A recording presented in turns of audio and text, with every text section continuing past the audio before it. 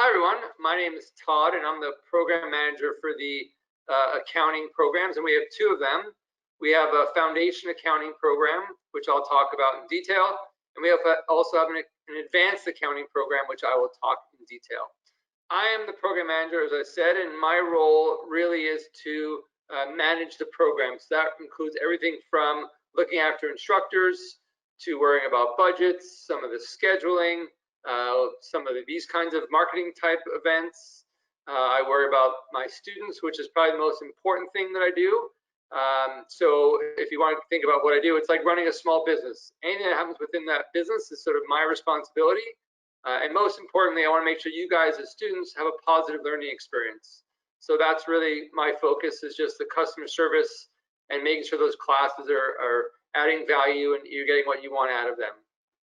I do not teach any of the courses, so if you have questions on content, I'll do my best to answer them, but I'm not really a content expert, so if I have to, I can offline get that information to you.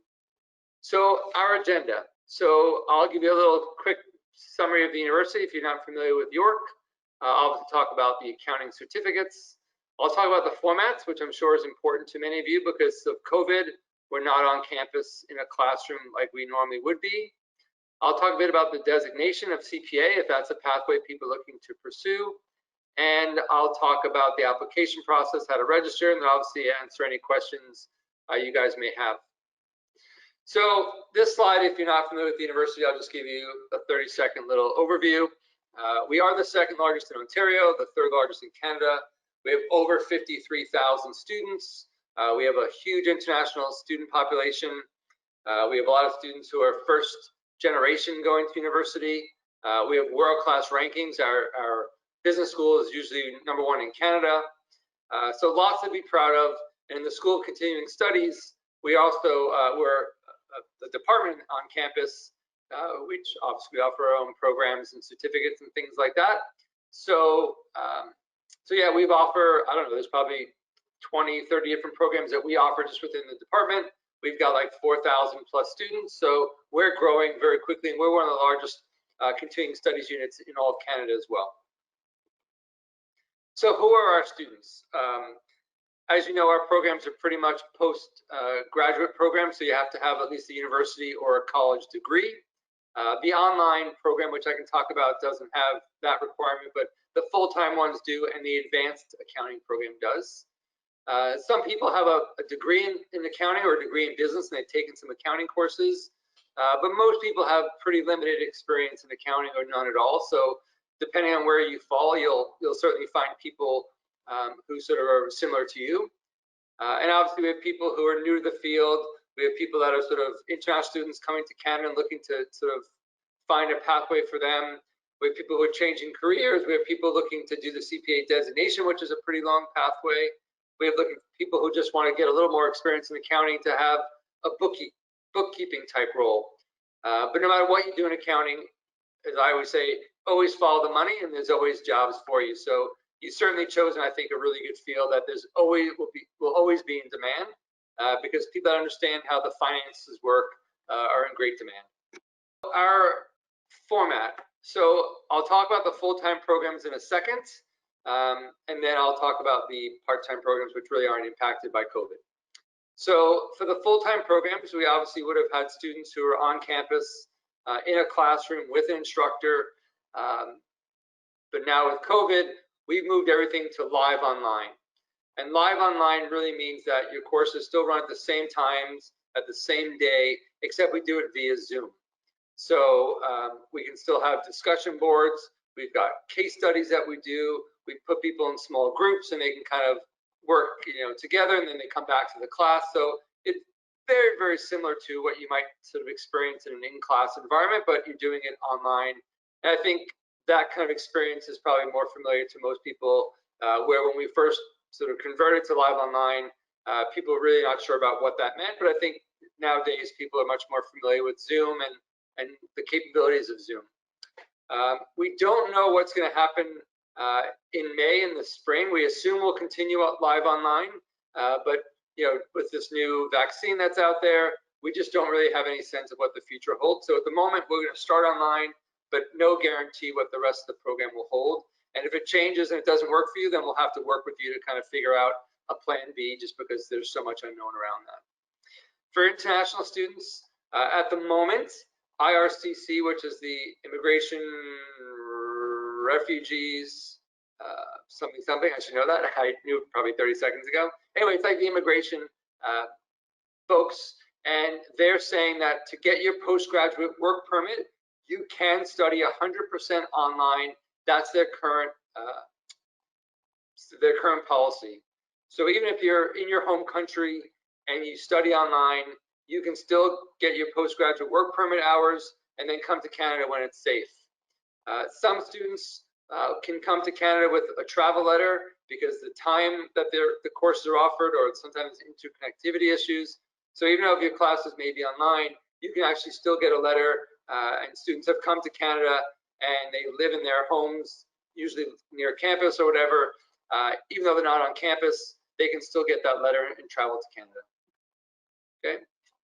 For domestic students, our online programs really haven't changed very much at all. They're still kind of run the same way. So why should you choose our program? I think one of the biggest benefits we offer is, we do have the full-time offering and we have the part-time offering, which is online. So there's just flexibility. You can figure out what works best for you. Obviously, if you're doing the online program straight online, which is the part-time version, you're probably balancing life and work and family and those kinds of things. So it does give you the option to sort of, be successful while balancing our program. We do condense our program, so they are pretty fast and furious. So you need to certainly be mindful of that. But it does get you to your end goal faster than most other programs. The full-time programs take 8 months to complete, and the part-time programs are about 1.5 years. Okay. All the courses in our program are approved by and recognized by CPA. So in terms of you trying to pursue your pathway to get your designation, you do need to complete these courses if that's what you want to do in terms of the designation. And our course, like I said, have been pre-approved, so no worries there. And the other big thing about our program, which I think is quite unique, is it's cohort-based, and that's true for the full-time option and the part-time option. And what we mean by cohort is the same students who are in course 1 are the same students in course 2 and course 3 and course 4, all the way to the end of the program. And this really gives you an opportunity to build some really great support systems. So from study groups to networking to friends if you're sort of new to Canada or you're new to the area or whatever the case may be. So it really does work quite well, and it's nice to build that community throughout the program where when the program ends, you can go back to your friends. Maybe people are aware of jobs that are out there in their own companies, and they can share that with you. So it does work really well, and we think it's one of the big bonuses and advantages of our program. So I won't go into the details of the courses and what is the curriculum of each course, but I'll just make a few comments about the courses. So this is the accounting certificate. This is the foundation program, and you can see that there are 8 courses. So from a CPA perspective, these are the non-core CPA course requirements. So there's like the fundamentals of financial accounting, fundamentals of managerial accounting, economics, stats, legal principles, which is like business law, corporate finance. We've actually added 2 courses. One is called business communication, and one is a capstone. Now, those 2 courses are in red because they're actually not part of the CPA requirements. But if you talk to somebody from CPA or people in industry, when you completed an accounting program, they probably will not even ask you a single accounting question in an interview because they're going to assume that you're all at a base level of knowledge. But what they will ask you are about some of those soft skills, how to deal with problem solving, teamwork, having empathy, being curious and how to ask questions. And those are all the courses that those skills we try and incorporate into all the courses, but the business communication one in particular, and that's why that's so valuable to all students. The capstone course kind of ties it up all together so you can kind of see how things connect.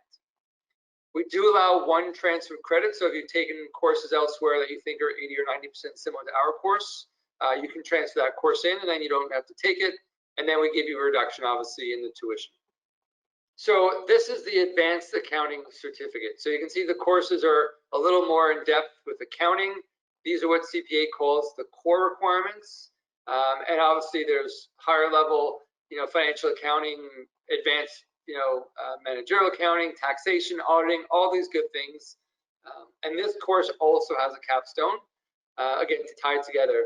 And just to be clear on one thing, if you're pursuing your CPA designation, there is a PEP program when you're done with all these courses, and there's a capstone. This is not the same thing.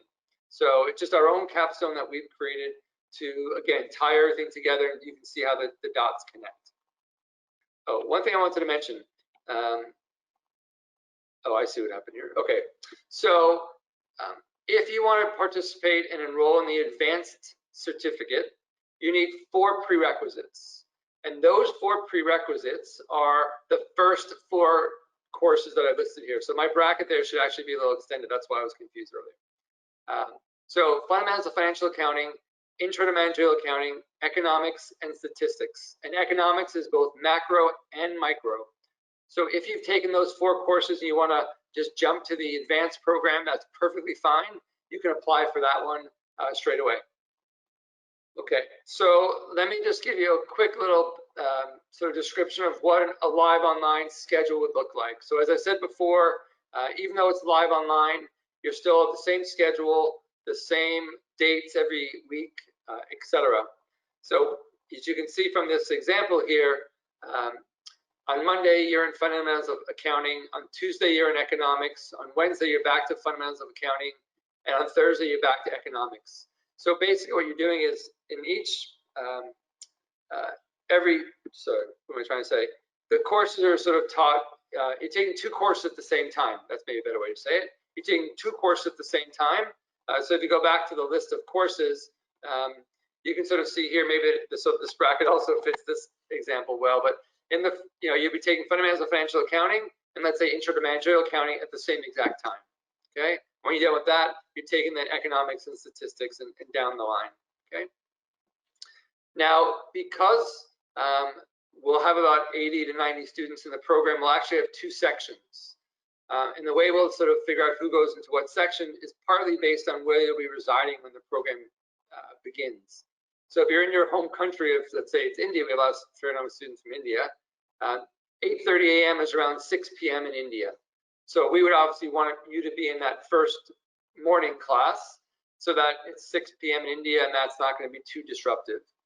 The next cohort starts at 12 p.m. local time in Canada, and that's going to be around 9:30, whatever, so 10 o'clock in India, which is a little more challenging for you to sort of be successful in that program. So we do take that into consideration for how we decide who goes into which section.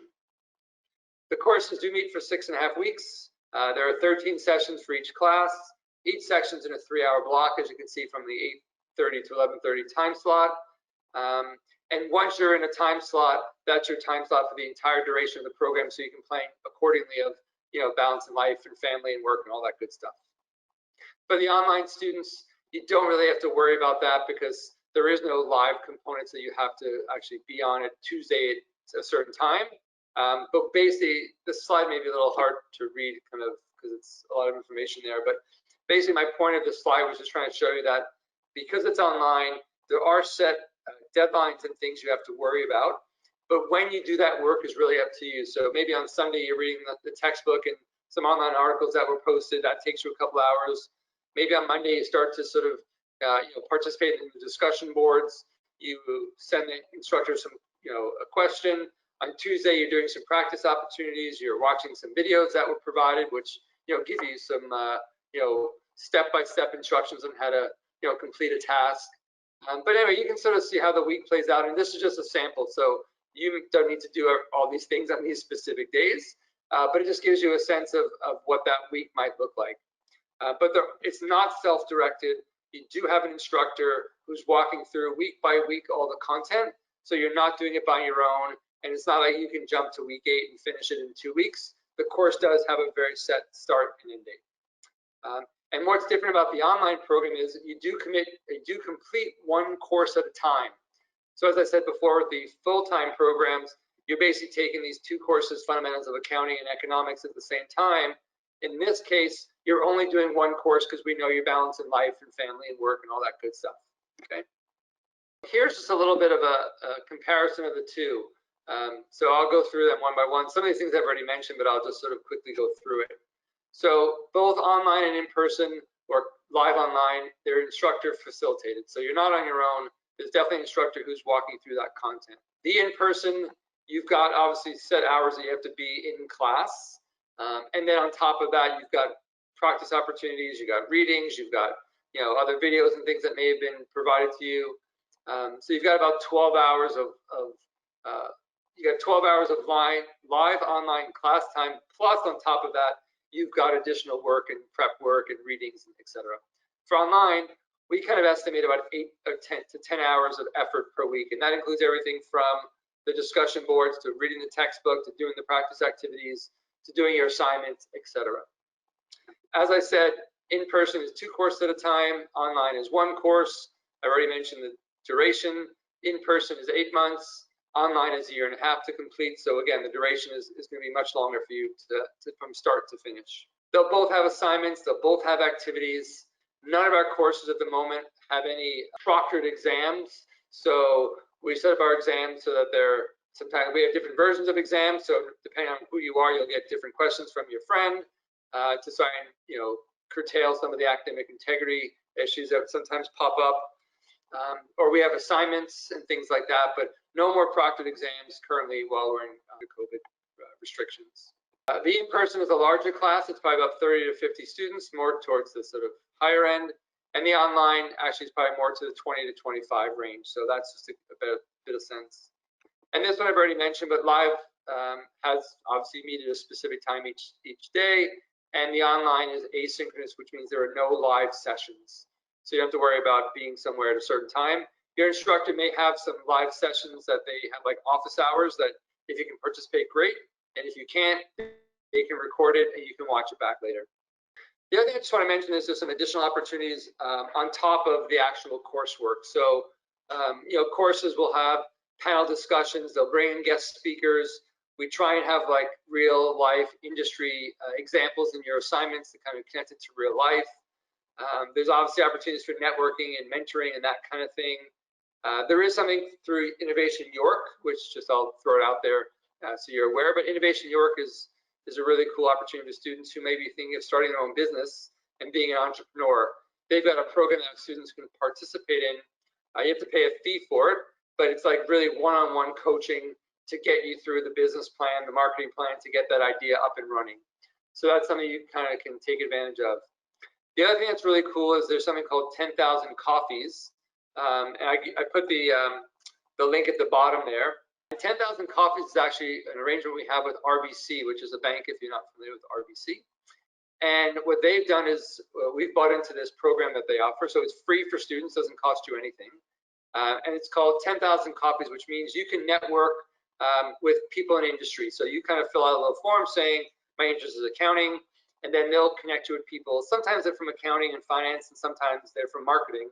But again, it just gets you in front of people, and you can ask them questions about their career pathway and get some advice on things. But the more people you can connect with, the more people you can potentially might provide you with opportunities for work, or know someone who knows someone who knows someone who can provide some opportunities for work. So again, it's free, doesn't cost you anything. But as a student, this is a service that we provide to you. We also try and have these Excel workshops. We have like one-day sessions where one of our instructors goes through how to use Excel, because it doesn't matter if you're in accounting or business or human resources or marketing, pretty much everyone uses Excel as a standard tool. So we give you some tips and tricks to sort of use it more effectively, especially if you're in accounting where you're probably using it on a daily basis, obviously. And then obviously our connection to CPA is quite great. There's a guy named Sean Mullins who's like the student rep recruiter, and he's always on campus or he's available online, and we have sessions with him. We have roundtable discussions with industry folks and CPA, so lots of opportunities to kind of outside the classroom to interact with the industry practitioners. Okay, so the full-time program does have an application process. Like I said, you have to have a university degree or a 3-year college diploma, and this is a CPA requirement. So it's ours, but it's also theirs. We do require 6.0 IELTS if you're international, or I think Duolingo is like 104 or 10. I think about 104 is the equivalent. It is competitive, so typically students who have a 6.0, I don't accept them. Sometimes I do if they have other really good attributes. But because the communication skills are so important, you do have to have a high IELTS score. And when I've got so many applications to review, that is definitely one of the factors that I look at. As I said, there are the 4 courses that are the prerequisites if you want to do the advanced accounting program. Okay. For the online program, there's no application for the foundation program. There is one for the advanced one because I want to ensure you've got those 4 prerequisites. And if your goal is to sort of do CPA and you don't have a degree, then you need to be aware that that's something that's going to be required from CPA at some point. So you need to plan that out and factor it in somehow into your study plans. So this is a little chart you may have seen on our website. It is the pathway for CPA. So to become, if you're starting from 0, to become a CPA, you have to basically complete our certificate in accounting, which is a whole series of courses. Then you do the postgraduate certificate in accounting, again, more courses. And then to do their CPA PEP modules, you have to take those courses because that's a prerequisite for them. And they want you to do their PEP modules. Then you can sit for the exam, and then the balloons come off, and there's a big party, and you can call yourself a CPA, which obviously is a pretty big deal. And along with the CPA requirements, there's also about 230 hours. I may have gotten that wrong, but there's a work experience requirement as well, which you should just be aware of because it's not just based on your coursework and your PEP modules and things, but it's also a work experience component. And this is about a 2.5-year process. So this is not a short undertaking. This does take time, but at the end, I think there's a big payoff, which is why I have the balloons in my slide. Okay, I'm gonna go, actually I won't go there. I think we're okay, we're short on time. So basically, if you go to our website, I assume you've all been there, but there's the 4 different program options between the foundation has a full-time version and an online version. The advanced program has a full-time version and an online version. And there's lots of information about the specific courses, course descriptions, and things like that you can sort of go through. And then to apply, there's actually an application process. And then once you apply, I review it. And then what will happen is you'll hear back. And then once you're accepted, then you have to pay a deposit to hold your place. Okay. Oh, so I just saw a question pop up. So for the IELTS, so there was a student who's from Australia. So yeah, if you live in an English-speaking country, you don't need to take an IELTS, so don't worry about that. If you studied in a university setting for 1 year in English, let's say you were from another country and you studied in Canada for a year, or you went to England for a year, or even your home country has an English-speaking university, that also exempts you from the IELTS. So in this case, the student would not have to worry about taking the IELTS. I think that answers your question there. Okay. So that's all I really want to say about the program. That was probably a lot of information. So I'm happy to answer questions that people have. I also just wanted, I'll leave this slide up here while I start to look at the questions and start to answer them. But this is how you get in touch with us. So if you have questions, go to our website, obviously. We have an advisor named David who is very knowledgeable on the program. And if you have questions, he's really your first point of contact. Once you become a student, then our registration team and our registration coordinator, they can best help you. We're not on campus anymore, but certainly you can phone them and they do answer the phone. It's sort of gets forwarded to their home. So if you have questions, you can certainly reach out to our registration team. So, okay, with that, I'll go jump to the questions. And then if you have questions, just pop them in there. Oh, great, lots of questions already. Okay. So there's a question that says from Manajay, says, after graduation from this 8-month program, can I find a job? Yeah, that's really a great question. And I can't really give you an answer specifically because there's so many other factors, right? What's your previous experience? How well do you do in interviews? How well do you sort of grab their attention in the cover letter? like there's so many other factors in terms of getting a job. In terms of what you're qualified for, it depends if you're doing the foundation program or the advanced program.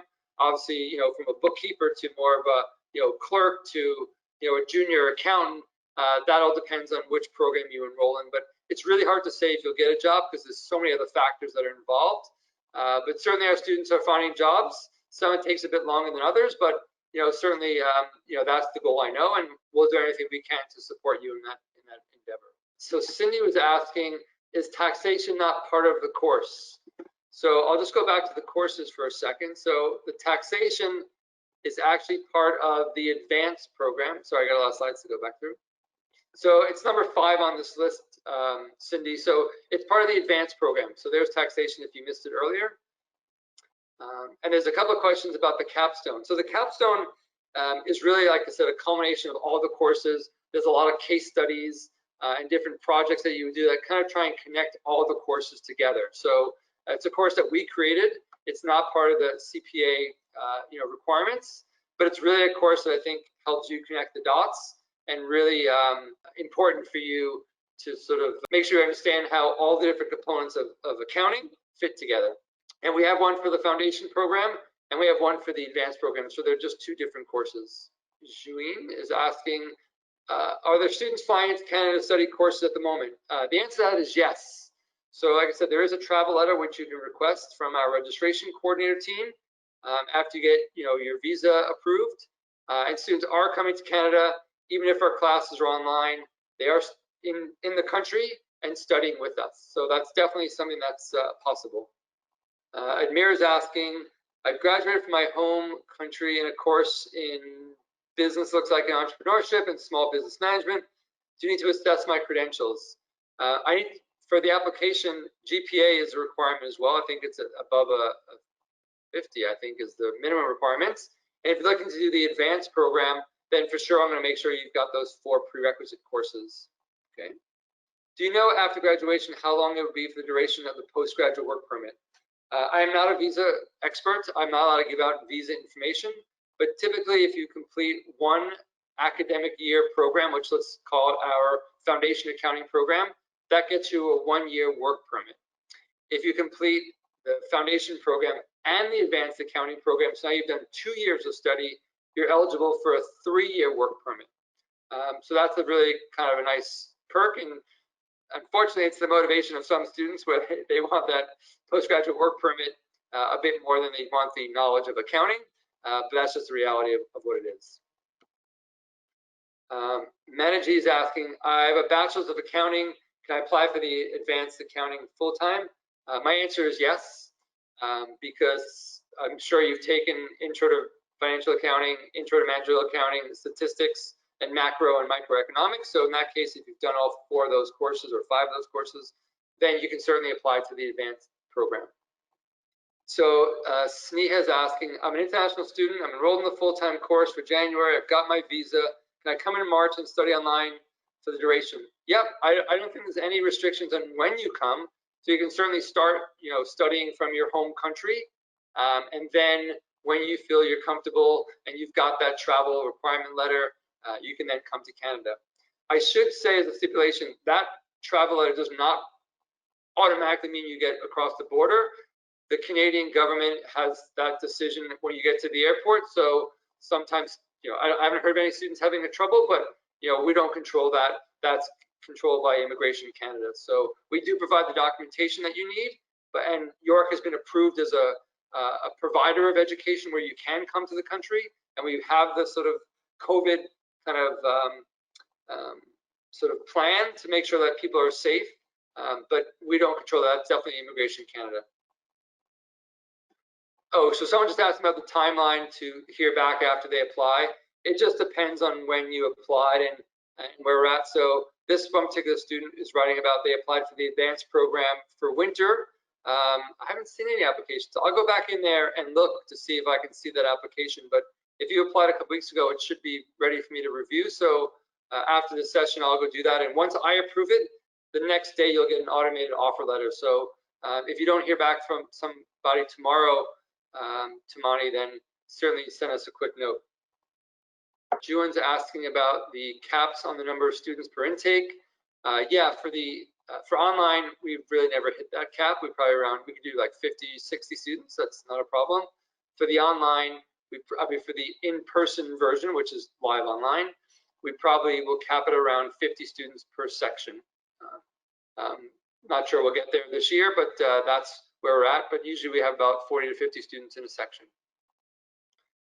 There is actually penalties from withdrawals, so you should definitely check out our website. If you withdraw before the program, if you have visa denial issues, that sort of puts you into one bucket. If you withdraw after the first class, then you're not eligible for refund. So you should definitely check out our policies and things. In terms of a minimum passing grade, yeah, as long as you pass the course with like a D-, then you've successfully passed that course. CPA, if that's your pathway, has requirements as well on grades, but for us in our certificate, you just have to pass the course with a D-. For the transfer credits, it is nice to get originals, but we know with COVID, that's not always as easy these days. But originals are certainly a part of the requirements of the application, and that usually we've made an exception that you can now do that at the end. You can supply them before the end of the program, where it used to be you'd have to do it before the start of the program. Okay, so I think I'll end it there. Have a great day, guys. Thanks again for being so attentive, and we hope to see you in class soon. Bye.